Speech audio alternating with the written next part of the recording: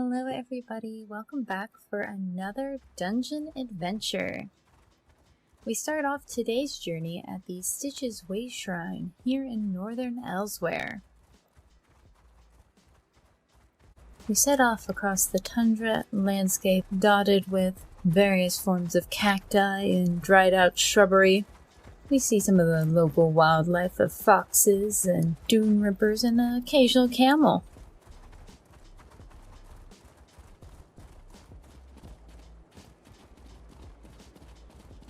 We pause momentarily as we're crossing this lovely bridge to take in the views of the deeply scarred landscape of Northern Elsweyr with its vast valleys.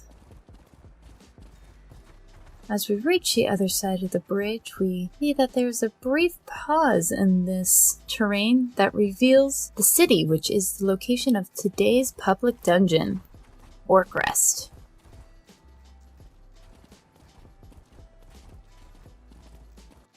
Here at the entrance, we find somebody named Filbert Cian. Trust me, he said. Believe in our Lord of Infection and Pestilence, he said. Let's see what he's going on about. Oh, great Lord of abundant pus and bountiful vomit, why have you forsaken me? What's wrong? Also, did you just say abundant pus?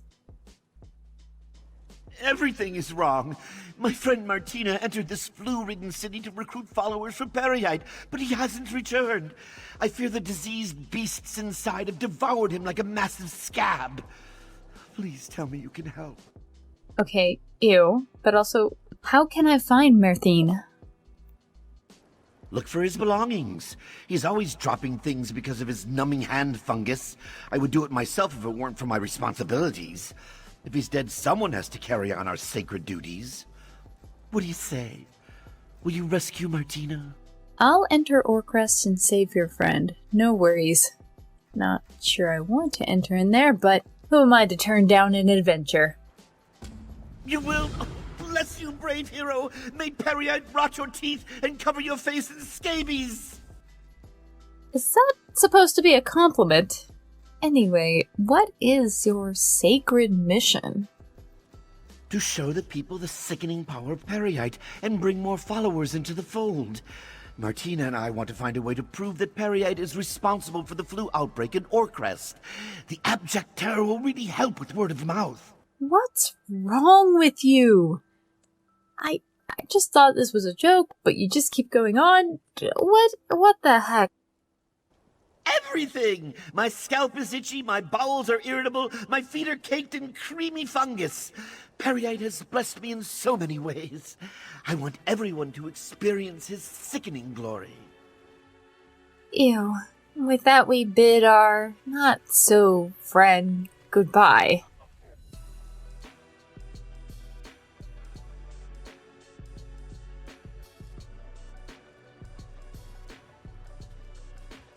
As we turn to cross one last bridge, we enter in the city of Orcrest.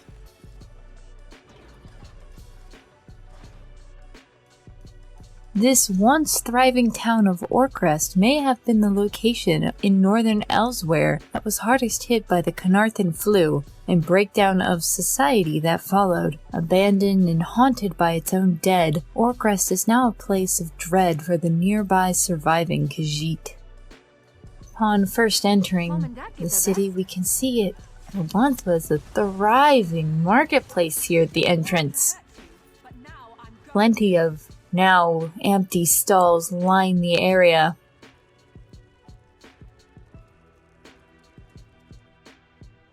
And various harpies and other aggressive creatures block our way.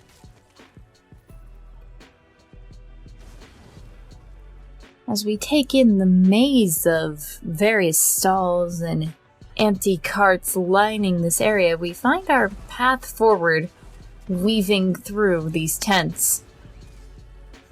Diseased brigands and horrors and even more harpies block our path. Oh, and these are plagued harpies to be at that. Doesn't seem this particular disease was discriminate against who it infected. After cleaning out this pack, we find Martine's dagger lying on the floor. It's probably not great to have lost that weapon. Better hurry to try to find this guy alive. We head up a narrow stairwell into an alley, and we find a flame atronach lighting a cart up. Huh. What is atronachs doing here in a diseased city? I would understand burning of infected items, but why are there atronachs here? Maybe they should try that. Leads me to believe that there's more of a Daedric influence, and not just disease. Here on the ground we find Martine's candlestick, which appears to be a unique one, with a candle coming out at the top of a skull. How aesthetically fitting. Oh, around this corner we also find some flame imps accompanying the flame atronach. This is turning out to be quite an odd medley of creatures in this area. And on the ground we find Martine's chalice, a simple little cup. Oh, and it seems up in this little nook there are some people barricaded back here.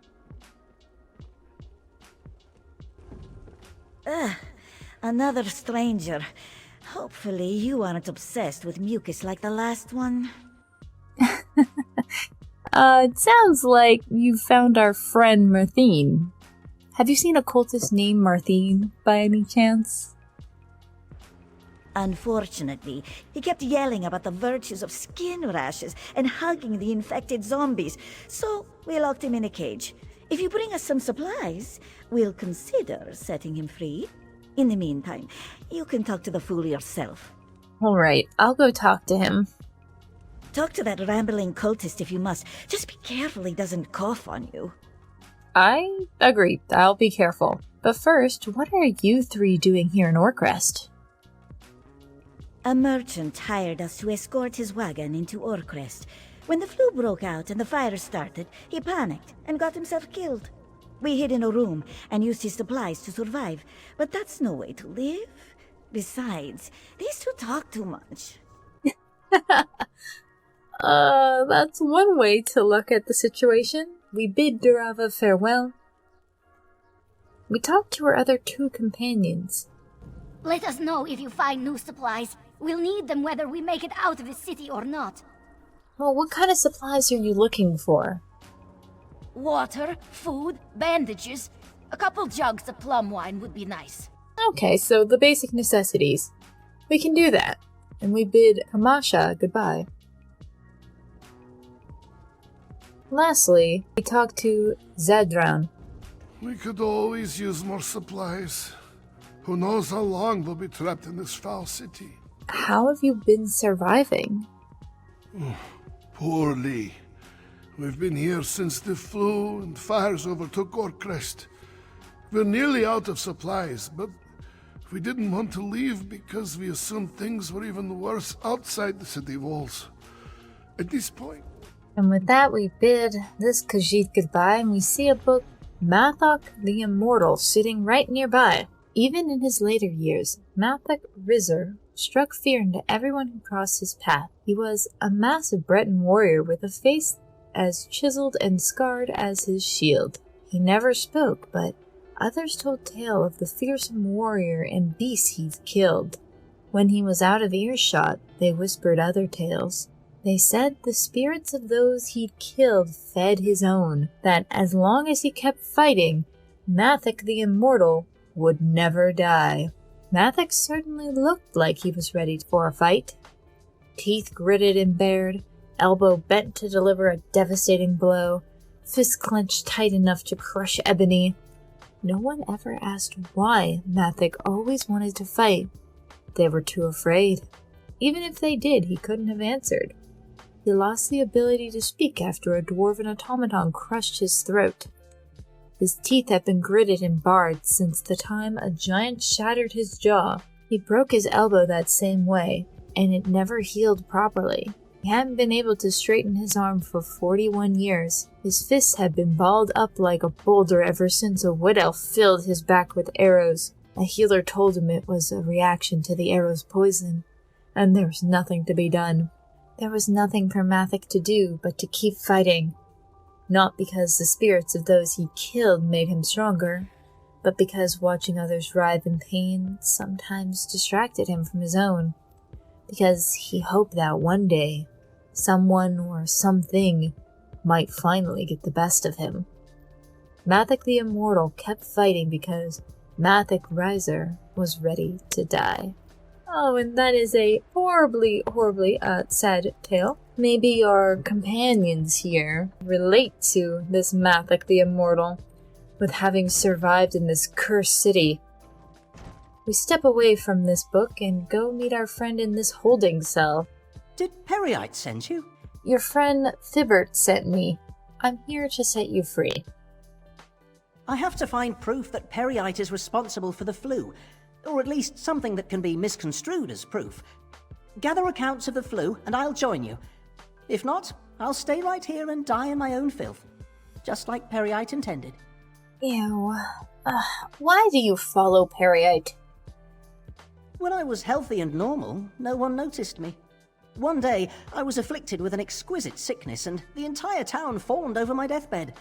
I survived, but found my true calling as an ambassador for illness. I owe my sick life to Periite. Tell me more about Periite. Periite is the Taskmaster, the Daedric Prince of Pestilence, the Lord of the Natural Order. He maintains balance from Tamriel to the Plains of Oblivion. Mortals owe everything to Periite. We're sick with him, but we'd be nothing without him. Huh. That's certainly an interesting take on Periite. With that, it doesn't seem like Martine's gonna come with us unless we find the items he's looking for. Even if we did get the supplies for these Khajiit travelers. So we head back out to go find the desired items, both techs and supplies.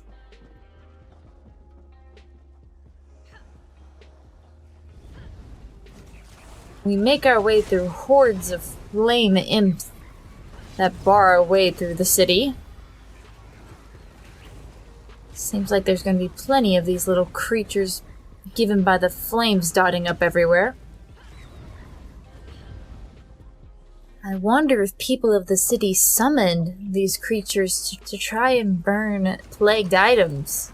Or maybe just to cause more chaos, like the disease itself wouldn't have caused enough unrest.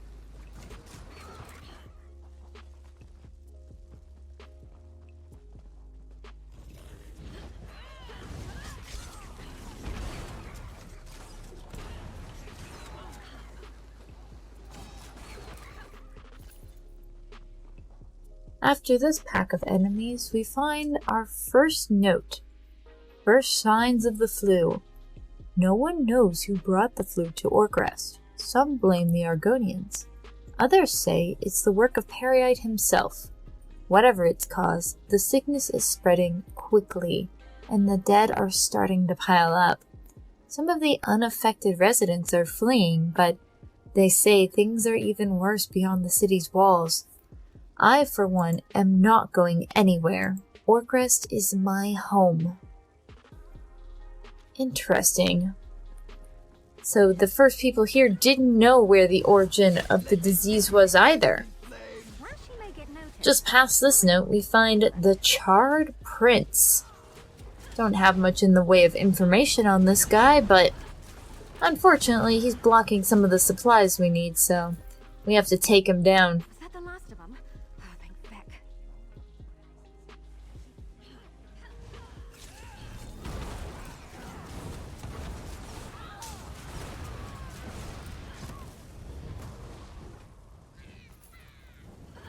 Just past this boss, we find more flame Etronogs burning down more piles of rubble.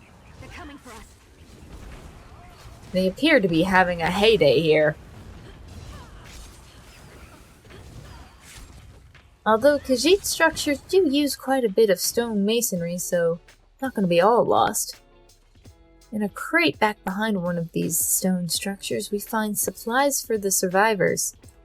Well, at least these were still intact.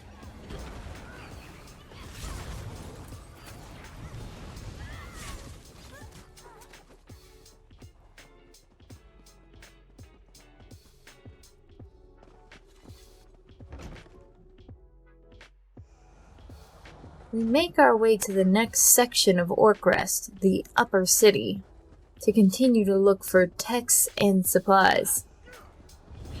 This area seems to be a little more luxurious with its fountains and statuettes and more open walkways. It seems to be an area where people would come to leisurely stroll and enjoy the views of this once beautiful city. Now, though, it's covered in diseased individuals. Find a pack of aggressive diseased Khajiit along with some Kotugava.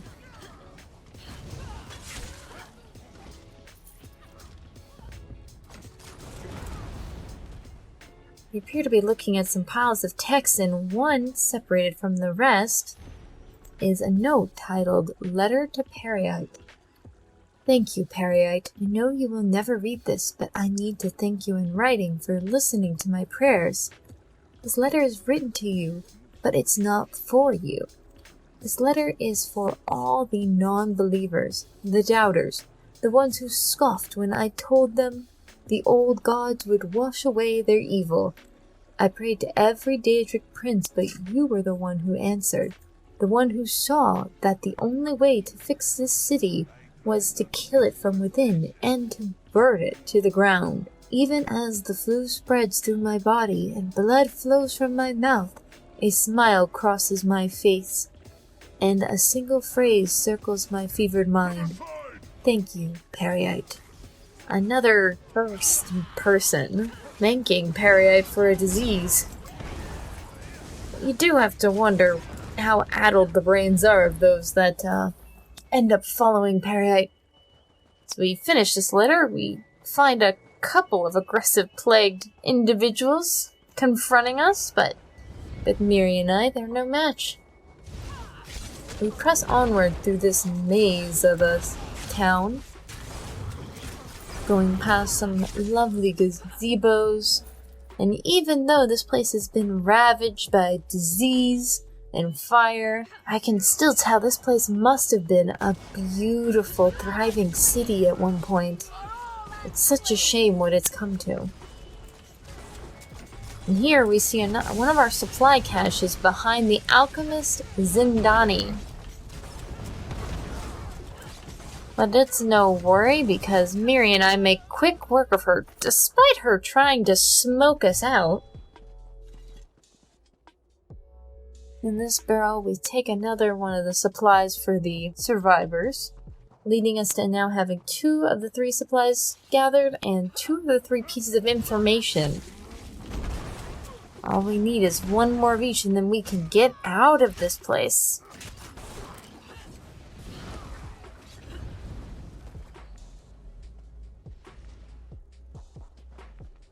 We quickly peer at our map and see that we found all the items in this upper area. We're going to need to go back down to the lower portion of the city. And not without a fight at that.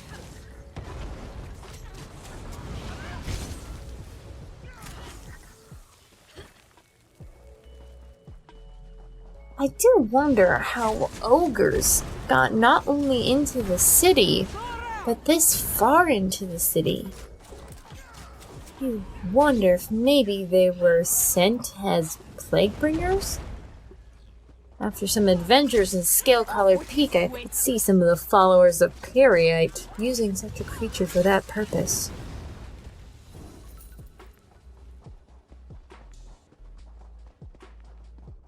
As we descend into the lower city, we find plenty more of these diseased individuals. Our survivors earlier mentioned that these individuals might not be of the right mind. I do wonder if maybe this disease has some form of a zombie-like effect on these individuals, putting them in an auto-attack mode.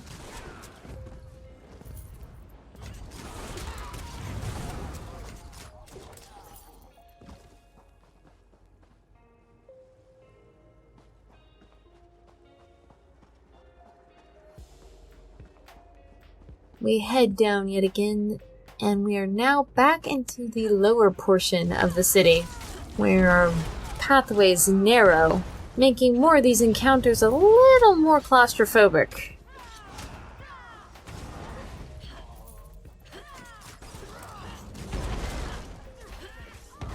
Never used to fight this much until I met you. Alright, but don't cry for mummy. Around this last cache of supplies, of course, we have to deal with some more diseased individuals and a hunger? Oh, well, this place certainly is cursed. We have hungers here. These vile creatures are always associated with death and disease.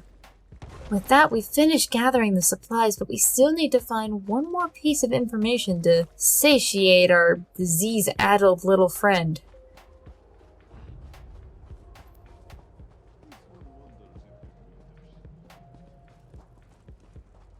And unfortunately, it appears to be behind this hunger that was eating one of these diseased individuals.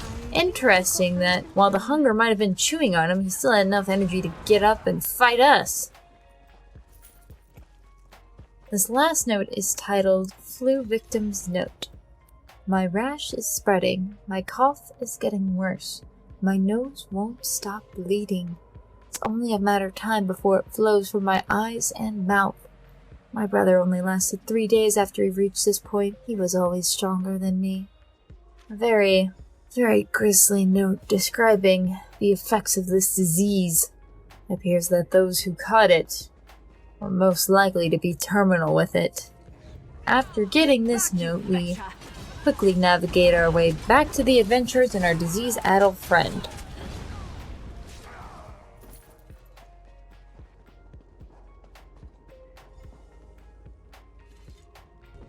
Did you find food, water, and healing supplies? Yes, I even found a sack of moon sugar. Fragrant! If that crazy cultist had half a brain, he would worship you instead of Periite. Here's the key to the cage. Go free him so we can find a way out of this stinking city. With that, Durava bids us goodbye and gives us the key.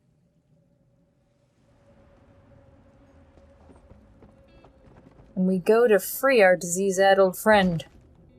Did you find proof that Periite caused the flu in Orcrest? Unlock this cave. Yes, we found the papers. We'll free you now. I'll meet you outside of the city. Periite willing, we'll catch the flu on the way. Ugh, you Periite cultists have the weirdest requests. We're certainly gonna make our way out of the city. Let's get out of the city before it kills us. Let's go! We can talk when we're outside of the city walls. We follow our Khajiit friends and our disease-addled buddy out of the city.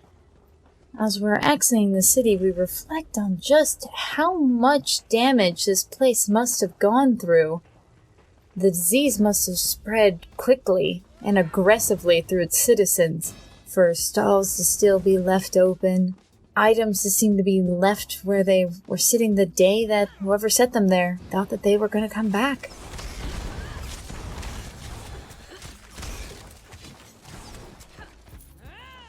You know, I like to think I'm agreeable.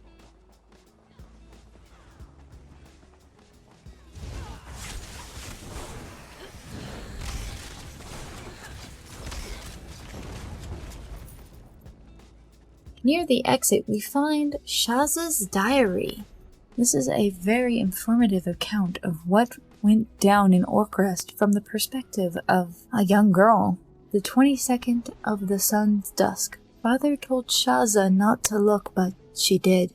There was a cart full of dead Khajiit. One of them was Pazbar, who snuck candy for this one from the market and said her fur was very nice. Shaza didn't know what to say, so she ran away. She has one piece of candy left and wants to put it in his paw for the burial, but father won't let her near the cart. This one is sorry she never got to say thank you, and she is very sad this sickness is here. But father and his friends are working hard on it. Shaza will help, though she is still learning. 23rd of sun's dusk. Father says not to be afraid, but Nian stewed vegetables for everyone without anyone even asking. She even told Shaza a story last night before bedtime and was kind to her. They all think Shaza can't understand that she is just a kitten, but she knows. When they do odd things, it means things are bad. The fires burning in the market smell like the time this one cast fire and burned herself. These fires have not gone out in days. 24th of the sun's dusk. Father talked to one of the rich nobles this morning. They thought Shaza was asleep, but she wasn't, and has very keen ears. The rich noble wants the district sealed off, but father says there's still sick people that need help. They argued for a long time. 25th of sun's dusk. Father has moved our camp to down near the gate. The rich nobles won't let us back in. The market is all burned down and people are just wandering the streets. So many are sick. Earlier, one woman was screaming outside of the house, pounding on the door, but they wouldn't let her in. The sun's almost down, but this one can see her lying next to the steps. Eldarin wants to help her, but came back looking very upset. Landlord and Thoriel don't look so good either. Father has given them tomorrow off. 26th of sun's dusk. Father has a cough, but won't let Shaza get him any water. Eldarin gave me a few new books to study instead, but it's hard to concentrate. The air smells very bad, and the smoke makes this one gag. There is talk about an army coming. Shaza hopes it will help Father distribute medicine. Landlord left this afternoon after speaking with Father. He hasn't come back and it's very late. There's a lot of screaming farther up in the rich noble's gate. Shaza's getting very scared. 27th of the sun's dusk. Father and Nareen wrapped Thoriel in a sheet this morning. There were sores and blisters all over her skin. Father's cough is worse too. Just after midday, he argued with Eldarin. Shaza heard her name mentioned. There are a lot of dead people in the streets now. Golthor and Rallion used to collect them, but they've stopped. Instead, they went to ask for help from the rich nobles. Nareen didn't even try to find food for us today. All we had was some boiled broth, and this one is now very hungry. But she secretly gave what she had left to Father. He looks very tired. 28th of the sun's dusk. Nain is gone. She left sometime last night, and this one misses her. She would sing at night when she thought no one heard, but this one always heard. Now it's just Eldarin and Father. Shaza suddenly misses her sister and mother very much. It's very lonely here. Everyone is sick and angry. Someone came to the camp this afternoon and tried to steal things from Father. Eldarin had to chase them away with a knife. Father won't let this one see him anymore. Eldarin says we must leave and find Mother. How can Shaza leave Father like this? He is not well. Eldarin is coming now. This one will demand to stay and help even if Father says her destiny is elsewhere. This one loves her father more than any stupid destiny. This is quite an account of what went down in this city. In the matter of less than a week, this city went from a few dead to an overwhelming number of dead plaguing the city, to the point it overwhelmed those tasked with clearing out the bodies. It also sounds like the nobles tried to just quarantine off themselves from everyone else, inciting potentially a riot, is what I can conclude. I do hope the young author of this journal did make it out of the city safe. I assume we'll never know, unless we happen to meet her in one of the main cities. We have one last area to investigate in the city before we leave.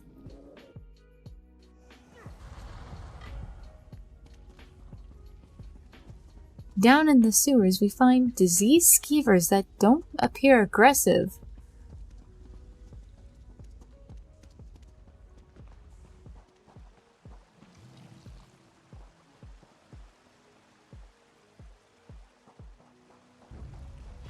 As compared these rather large vorplasms. We do wonder how these creatures got to be in Orcrest. I don't recall ever seeing them outside of Murkmire before. How did a specimen come to find themselves in the sewers of a massive Khajiit city? Here in the base of the sewer we find Nordigloop the Clog, a fitting name for a large vorplasm creature in the middle of a sewer.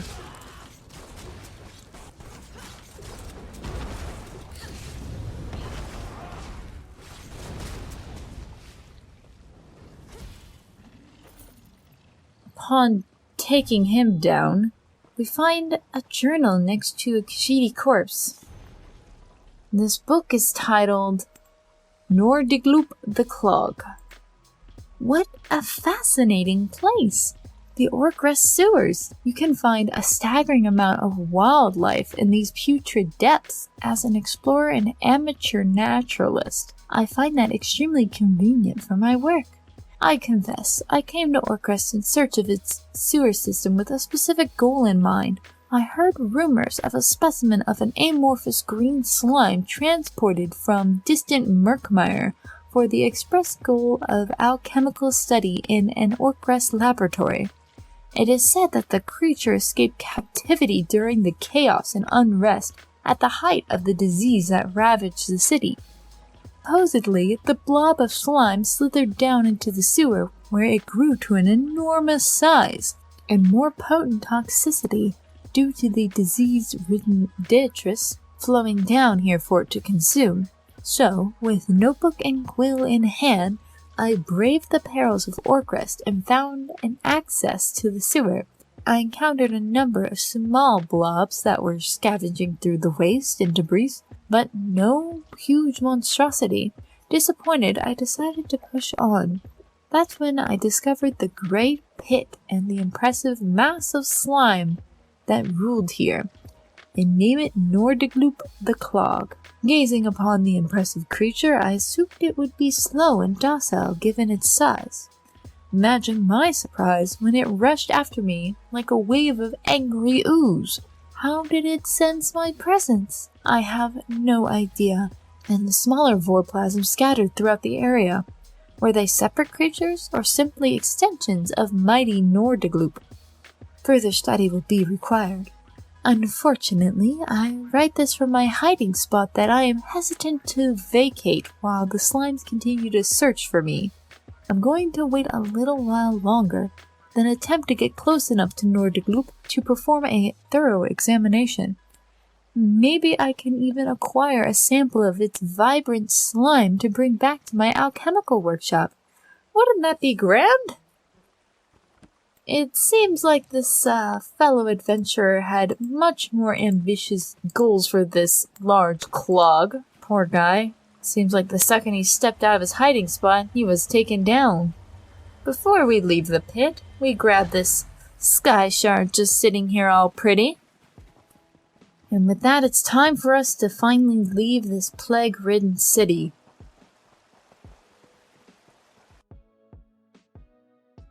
As we exit back into Northern Elsweyr, we cross this short bridge and find everybody here that we helped get out of the city. Our hero arrives! We owe you our lives, friend. More importantly, you've done a great service for Khajiit. Thank you for helping me escape Orcrest. I don't think Filbert could have found more followers for Khajiit without me. Honestly, he probably would have just stood in this exact same place until vultures pecked his eyes out. He's not that smart. You do know he's like right there, right? Anyway, what are you going to do now? I'll use the accounts of the flu you found to make non-believers think Khajiit was responsible for the flu in Orcrest. People really respect Daedric princes who can decimate an entire populace. Do you believe in the power of Khajiit? We're gonna have to be frank with you, Martine. Honestly, only fools follow Khajiit. Would a fool live in constant sickness to prove his devotion? Would he travel Tamriel with an idiot in a hopeless attempt to convince others to do the same? It sounds worse when I say it out loud.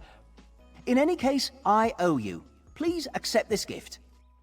With that, Marthine gives us the Orcrest Quarantine Spalder and the memento, the Winnowing Plague Decoction, and we complete this quest. I'm not upset with you. Most people don't respect Periite's power until they contract a terminal illness. What are you going to do now, Marthine? I could have taken you under my wing and made you a proper follower of Periite, just like I did for Filbert. He used to be the town fool, but look at him now. Actually, don't look at him right now. Wait until he takes his finger out of his nose. Oh my gosh, Marthine, it sounds like you have yourself quite the entourage. Good luck in your endeavors, my friend. With that, we turn to the 3 survivors we found. Thank you, friend. Without your supplies and knowledge, we would never have made it out of Orcrest. We owe you our lives. And what are you going to do now? These cultists hired us to protect them on their misguided missionary journeys. I think they're planning to convert us to their lost cause, but that's unlikely, since we're going to rob them blind before we reach the next town. Oh my gosh, Darava! You know, I'm gonna act like I didn't hear that. And goodbye, Darava. With that, we talk to her other 2 companions. Thank you for helping us, Rook. I didn't want to die in that filthy city. And what are you going to do now? I'll follow Darava wherever she goes, as long as she lets me. Don't tell her I said that. I'm playing hard to get. Uh-huh, sure you are. Thank you, friend. I owe you a drink next time we meet. And what are you going to do now? I think I might just sit here and watch Orcrest burn. I always hated this city. Well, that's, one strong feeling, and it's certainly plenty on fire. One last glance, we bid this city farewell. With that, we take a moment to examine the new memento, the Winnowing Plague Decoction. Its description reads, the Periite cultists have an interesting worldview. For instance, some will carry around that bottle and... No, don't open that! Maybe Darova was right. Maybe we shouldn't have opened that, as a mysterious green mist flows up into the air. But with that, guys, that concludes the story of Orcrest. It appears we only had the few survivors left in this town. I do wish there was more information about what exactly went down in this town. It appears that maybe the disease entered in via traders into the market, infecting the bulk of the citizens in the common areas, and the nobles, in an attempt to quarantine the area, incited a riot. Maybe it was some of the commoners who ended up summoning those flame atronachs to burn the city to the ground. I mean, if you know you're already going to die, what's a little bit of a deal with a Daedra to get some revenge on those who put you in that predicament? I also hope the young author of that journal we found made it out of the city safe. But if nothing else, what were your thoughts on this place? Would you become a believer of Periite after the miracles you saw performed in this city, as our newest disease-addled friend would put it? I, for one, don't see the appeal of being a devotee of Periite. It's a little bit more pus than I want to deal with. But what do you guys think? Make sure to comment down below if you had any thoughts on this place. Also, if you have any other dungeons you'd like us to tour that you don't already see that we've completed, make sure to comment down below. I'd like to know what ones you're most excited to learn about. And if you enjoyed the video, make sure to subscribe and like, so that you get notifications for when we have our next video go live. And if you want to hang out with us some more, you can always check us out over on Twitch, where we are live 4 days a week. Nothing else, thank you guys so much for joining me today, and I'll see you around next time. Bye!